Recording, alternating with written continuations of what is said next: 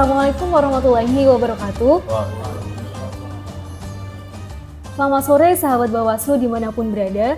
Kembali lagi bersama kami, Bawaslu Kabupaten Kebumen mengadakan jelang berbuka puasa ngabuburit pengawasan.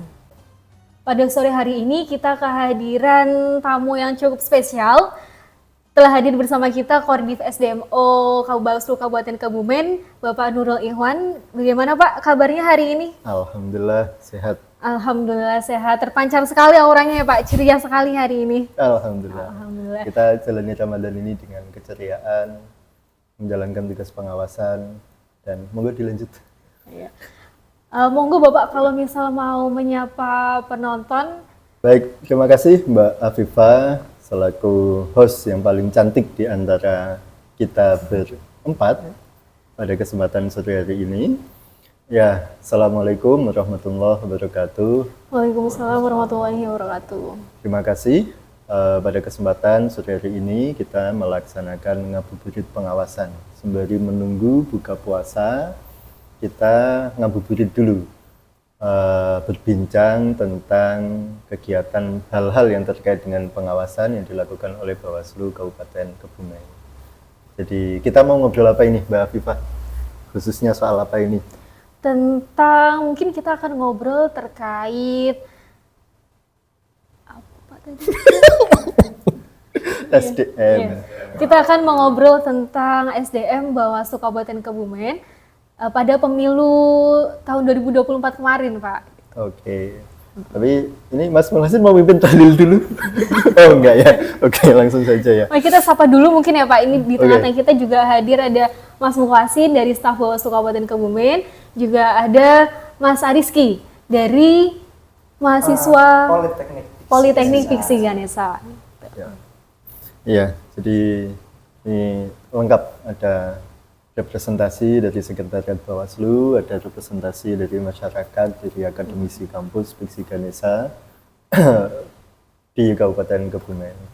Jadi kalau temanya adalah tentang SDM pengawas pemilu di Bawaslu Kabupaten Kebumen, memang kita akan berbicara panjang kali lebar. Tapi supaya tidak melebihi waktu buka puasa, kita ringkas saja ya Mbak Afifah ya. SDM pengawas pemilu di Bawaslu Kabupaten Kebumen terdiri dari beberapa tingkatan sebenarnya. Di tingkat kabupaten sendiri ada kita saat ini level kabupaten, terdiri dari 5 komisioner, lalu dibantu dengan seperangkat kesekretariatan, ada yang dari PNS, dari rekan-rekan staf P3K, dan lainnya. Lalu selanjutnya yaitu SDM pengawas pemilu di tingkat kecamatan. Nah, di tingkat kecamatan ini kita memiliki 3 anggota Panwaslu kecamatan. Siapa aja tuh Pak? Ada ketua dan 2 anggota. Per kecamatan ada 3, dibantu dengan kesekretariatannya, sejumlah 8 orang sekretariat. Jadi satu kecamatan ada 3 Panwaslu kecamatan, ditambah 8 sekretariat yang ada. Maka total ada 11 SDM di tingkat kecamatan. Kalau untuk jumlah kecamatan di Kabupaten Kebumen sendiri itu ada berapa ya Pak? Ya, jumlah kecamatannya ada 26 kecamatan. Jadi kita tinggal kalikan untuk tingkat kecamatan ada 11 dikali 26 kecamatan. Berarti jumlahnya berapa Mas? Berhitung cepat ini Mas Rizky. 286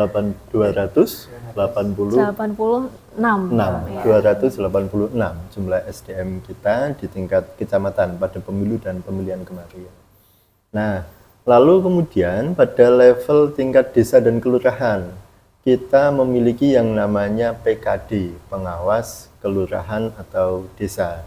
Itu jumlahnya masing-masing 1 sesuai dengan jumlah kelurahan dan desa yang ada.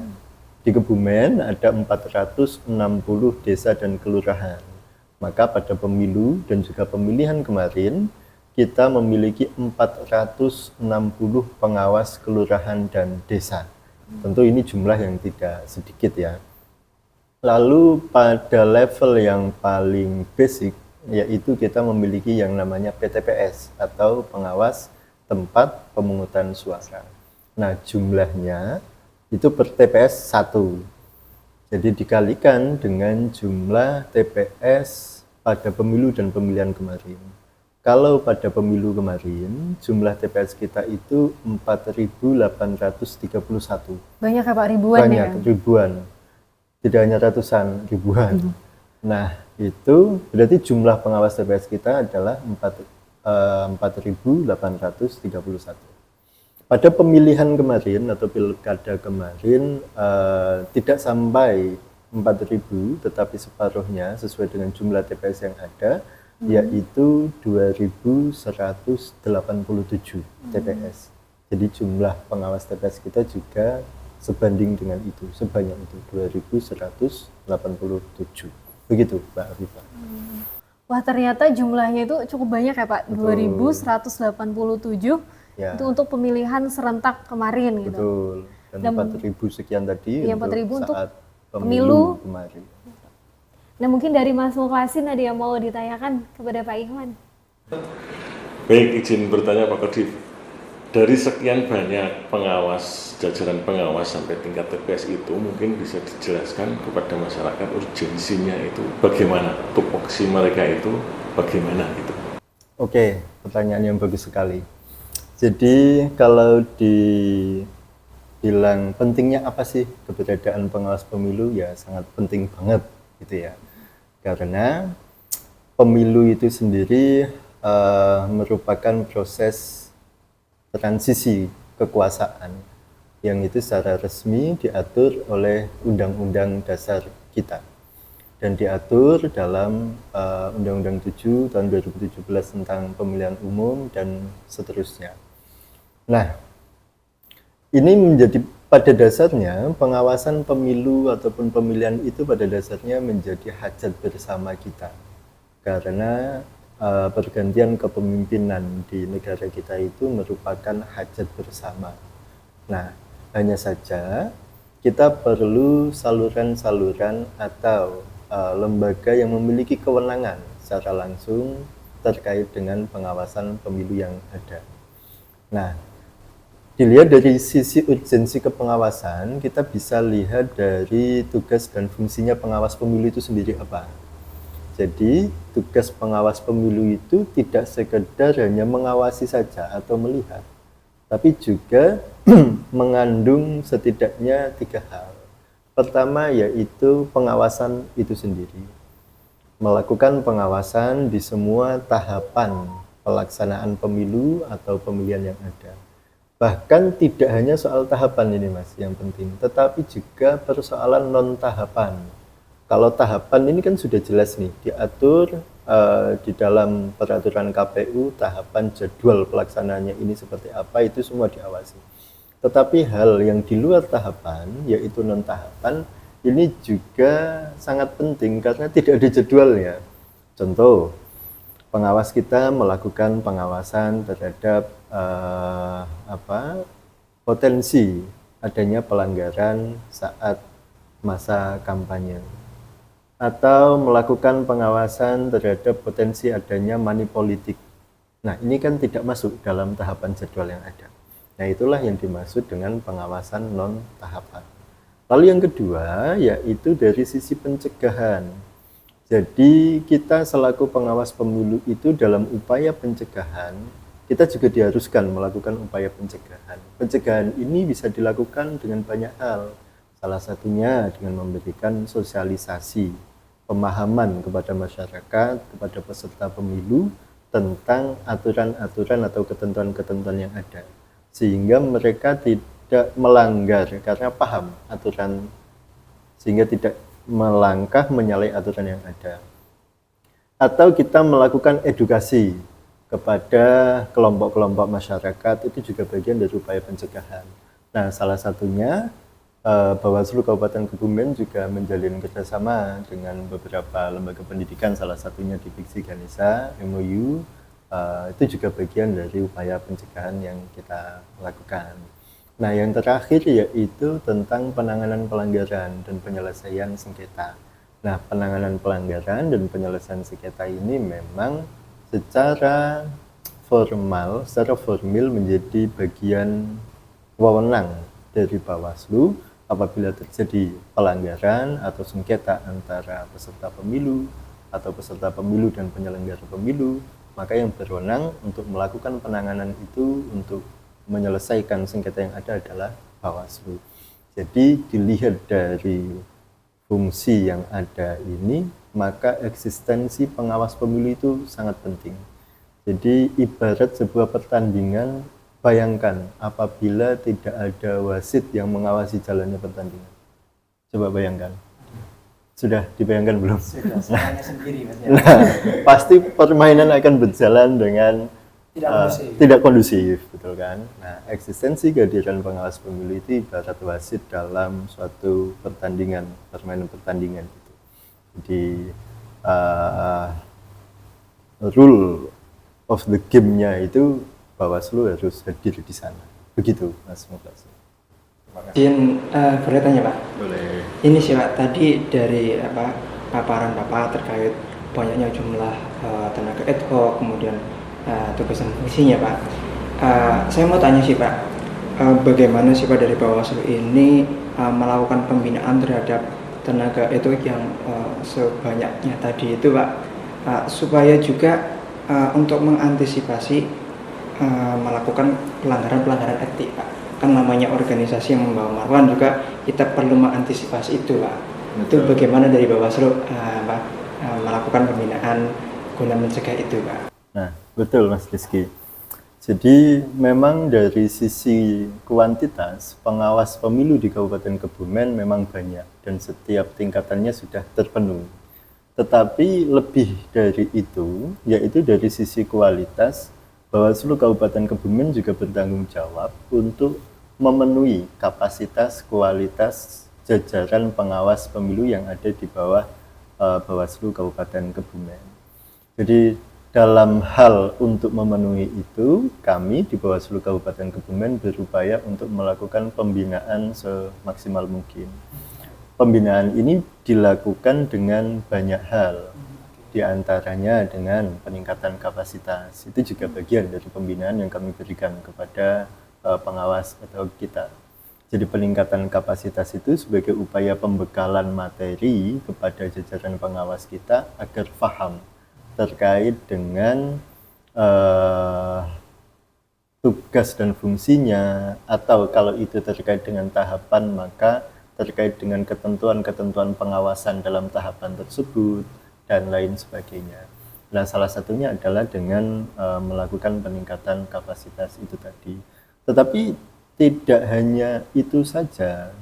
Selain kita melakukan peningkatan kapasitas, Bawaslu Kabupaten juga melakukan monitoring atau supervisi kepada Panwaslu Kecamatan untuk memantau secara langsung bagaimana kinerja yang ada di lapangan. Dan ini penting untuk kami di kabupaten memastikan jajaran pengawas ad hoc kami itu berjalan sesuai dengan ketentuan yang ada. Jadi dari sisi kuantitas sudah terpenuhi, dari sisi kualitas kita sudah berupaya memberikan peningkatan kapasitas pemahaman kepada jajaran pengawas kami, lalu dari sisi untuk memastikan itu berjalan kita melakukan supervisi. Namun toh demikian, dengan banyaknya jumlah pengawas ad hoc kami, tentu tidak ada yang menjamin 100% itu tidak berpotensi melakukan pelanggaran, khususnya soal etik tadi. Sehingga pembinaan lain pun kita lakukan apabila terjadi laporan atau temuan atas kinerja pengawas ad hoc kami, ya kita lakukan pembinaan secara langsung dengan cara memanggil, melakukan klarifikasi, dan jika itu terbukti ya kita berikan sanksi yang ada, entah itu teguran atau bahkan jika itu terkait dengan pelanggaran kerja yang berat ya. Tetapi alhamdulillah itu tidak terjadi di Bawaslu Kabupaten Kebumen. Alhamdulillah semua pengawas ad hoc kita dapat dilakukan pembinaan dengan baik di setiap jajaran yang ada. Begitu Mas Rizky. Baik, pertanyaan yang menarik dari Mas Muklasin dan juga Mas Ariski. Nah ini di depan kita ini ada yang cukup memikat mata. Ini buku apa ya kalau boleh tahu Mas Mukhlasin? Nah, sahabat Bawaslu, ini adalah produk dari Bawaslu Kabupaten Kebumen, buku yang berjudul Pengawas Ad Hoc Ujung Tombak, catatan perjalanan pengawas ad hoc pemilu 2024. Jadi dari mulai tahapan pembentukan, kemudian pelantikan, sampai dengan pengawasan dan penetapan hasil semua ada di sini. Mungkin kalau sahabat Bawaslu pengen membaca bisa di-download di website Bawaslu Kabupaten Kebumen. Itu lengkap, bisa mencakup keseluruhan tahapan ya Pak ya. Iya. Gitu Mbak. Oh begitu. Dari judulnya ini apa tadi? Pengawas ad hoc ujung tombak. Mungkin dari sahabat Bawaslu itu bertanya-tanya Pak, ujung tombak yang dimaksud itu seperti apa sih gitu? Makna dari ujung tombak itu sendiri tuh bagaimana Pak gitu? Iya. Bisa dijelaskan gitu, Pak? Jadi ujung tombak ya, bukan ujung tombok ya. Jadi memang Bawaslu Kabupaten Kebumen melalui Divisi SDM menerbitkan buku terkait dengan SDM kita di pemilu kemarin, khususnya SDM pengawas ad hoc. Jadi seperti tadi yang disampaikan Mas Mukhlasin, buku ini berupaya untuk memotret jajaran SDM kita tidak hanya dari sisi jumlah saja, tetapi dari sisi kualitas juga, seperti yang ditanyakan Mas Ariski tadi, dan hasil pengawasan yang ada sampai pada ada hasil pemilu tadi yang disampaikan oleh Mas Mukhlasin. Nah, maksud dari ujung tombak itu sendiri yaitu bahwa Bawaslu Kabupaten Kebumen dengan keterbatasan SDM yang ada tentu tidak mampu menjangkau di semua sudut yang ada di Bawaslu di Kabupaten Kebumen, di wilayah Kabupaten Kebumen. Hadirnya pengawas ad hoc mulai dari kecamatan, lalu desa, dan sampai kemudian pengawas TPS, itulah ujung tombak kami, ujung terdepan kami, garda terdepan kami yang bersentuhan langsung dengan masyarakat, yang bersentuhan langsung dengan peserta pemilu, yang garda paling depan. Nah, kenapa kami sebut sebagai ujung tombak? Sehingga apa yang ada di Bawaslu Kabupaten Kebumen juga sangat dipengaruhi oleh kinerja ujung tombak kami. Kalau ujung tombaknya itu tumpul, ya bidikannya jadi tidak tajam gitu ya, jadi tidak ces gitu ya, atau apa istilahnya. Tapi kalau dalam bahasa bisnisnya itu sales marketing kan Pak. ya dari sisi edukasi bisa, pengawas kami sebagai ujung tombak untuk sales menyampaikan informasi edukasi kepada masyarakat. Sehingga ujung tombak yang kami maksud di sini adalah pengawas atau kami ya yang garda terdepan itu sebagai ujung tombak untuk melakukan pengawasan. Dan ini dan saat ini kalau ini adalah buku untuk pemilu, saat ini kami juga sedang menyusun untuk pemilihan. Jadi kalau pemilu sudah terbit, ini sedang proses penyusunan untuk SDM pengawas pemilu pemilihan serentak 2024. Boleh spoiler Pak, kapan itu terbitnya? Nah, insya Allah tidak akan lama lagi, ini sedang tahap finishing. Jadi nanti akan kita publikasikan juga, termasuk melalui website, supaya bisa terjangkau oleh semua kalangan yang ada, bisa diakses oleh semua kalangan yang ada, dan nanti akan dapat dikomparasikan perbedaannya pengawas saat pemilu dan pemilihan itu seperti apa, begitu Mbak. Oke, baik. Jadi di dalam buku pengawas ad hoc ujung tombak ini yang berisi catatan perjalanan pengawas ad hoc pemilu 2024. Di sini juga melibatkan seluruh jajaran pengawas dari tingkat kabupaten, kemudian dari tingkat kecamatan, tingkat desa, hingga sampai ke tempat pemungutan suara seperti itu ya Pak? Betul. Mungkin dari pemilu kemarin ada nggak sih Pak dinamika-dinamika yang dihadapi selama proses pemilihan umum berlangsung? Iya, dari sisi KSDM-an kita tentu banyak jajaran pengawas kami yang menghadapi dinamika di lapangan. mulai dari setiap tahapan sampai dari awal tahapan, mulai saat mereka melakukan pengawasan penyusunan daftar pemilih sampai kemudian pengawasan rekapitulasi, tentu dinamika yang dihadapi SDM kami tidak sedikit. Ada salah satu kisah menarik nih, Mbak Apa itu, Afifah Pak dan Ulu? rekan-rekan. Jadi suatu ketika pengawas pemilu kami di salah satu kecamatan itu didatangi oleh salah satu peserta pemilu. Dia datang dengan marah-marah, ingin melaporkan peserta pemilu yang lainnya. Begitu. Nah, pengawas pemilu kami kemudian menyampaikan informasi tersebut kepada kami terkait situasi yang ada di lapangan. Singkat cerita, sang pelapor, orang yang akan melapor tadi itu datang ke Bawaslu Kabupaten Kebumen. Nah, datang ke Bawaslu Kabupaten Kebumen menyampaikan unek-uneknya semua tentang apa yang dia hadapi. Dia ingin melaporkan peserta pemilu yang lainnya. Dia merasa bahwa kantor partainya itu ditutupi oleh bendera parpol lainnya. Nah, sehingga dia merasa tersinggung seperti itu. Lalu dia melapor ke kami. Karena yang paham kondisi di lapangan itu adalah rekan-rekan Panwaslu kecamatan, kami koordinasi dulu terkait situasi di lapangannya itu seperti apa. Pak Masam kami minta untuk mengecek situasi yang ada. Nah, setelah ditelisik lebih jauh, ternyata yang bersangkutan itu ingin melaporkan peserta pemilu yang mana itu adalah istrinya sendiri. Jadi masih Internal rumah tangga juga ya, Pak? gitu.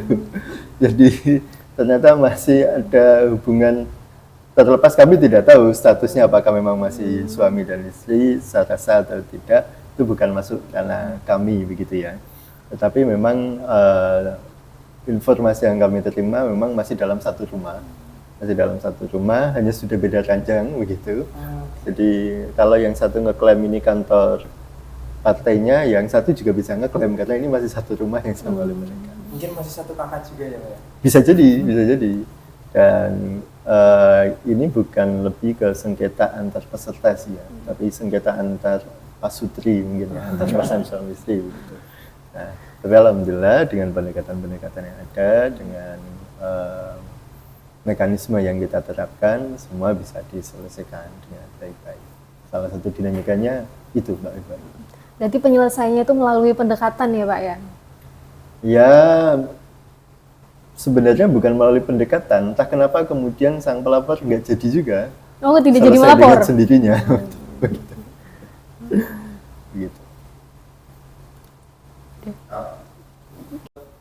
Baik sahabat Bawaslu, selama pengawasan kemarin tentunya kita menghadapi tantangan-tantangan yang ada selama pemilihan umum kemarin. Mungkin dari Pak Iwan ada nggak sih Pak evaluasi atau harapan juga bagi ke-SDM-an di Bawaslu Kabupaten Kebumen itu sendiri? Iya, jadi apa yang sudah lewat memang sangat penting untuk bahan refleksi kita, untuk bahan evaluasi untuk perbaikan ke depan. Dan jika kita lihat bersama, evaluasi ini bisa kita terapkan untuk di semua tingkatan yang ada. Satu, di tingkat Bawaslu Kabupaten Kebumen itu sendiri, dari sisi ke-SDM-an yang ada. Kita memang sangat minim jumlah SDM yang ada. Di Bawaslu Kabupaten Kebumen itu hanya terdiri dari 5 komisioner dan juga 11 jumlah sekretariat yang ada, membawai sebanyak 26 kecamatan, 460 desa, dan 4.831. Tentu ini tidak mudah bagi Bawaslu Kabupaten Kebumen dengan jumlah SDM yang sebanyak itu di tingkat bawahnya. Maka penguatan kelembagaan di tingkat kabupaten ini menjadi penting, khususnya dari pemenuhan jumlah SDM yang ada. Nah, kemarin saya melihat rekan-rekan sekretariat juga memang hampir tidak tidur ya, setiap harinya mengurusi banyak hal dengan jumlah SDM yang sangat terbatas di tingkat kabupaten. Maka secara kuantitas perlu memang kita menguatkan kelembagaan kita dengan pemenuhan jumlah SDM di tingkat kabupaten, dan ini sedang proses berjalan upaya-upaya pemenuhan tersebut. Lalu kemudian dari sisi pengawas ad hoc itu sendiri. Apabila kita lihat secara jumlah, memang bisa dikatakan tidak sebanding ya. Kalau di level kecamatan, jumlah Panwaslu kecamatan kita ada 3, tetapi jumlah penyelenggara pemilu, yaitu penyelenggara pemilu yang lain, dalam hal ini adalah PPK, panitia pemungutan di tingkat kecamatan, itu jumlahnya ada 5. Itu sudah tidak sebanding dari sisi jumlah SDM pengawas dan SDM PPK-nya. Lalu kemudian di tingkat desa, kalau desa PPS itu ada 3 jumlah PPS, dengan dukungan sekretariat yang ada, jumlah pengawas desa kita itu hanya 1. Jadi 1:3 sekretariatnya.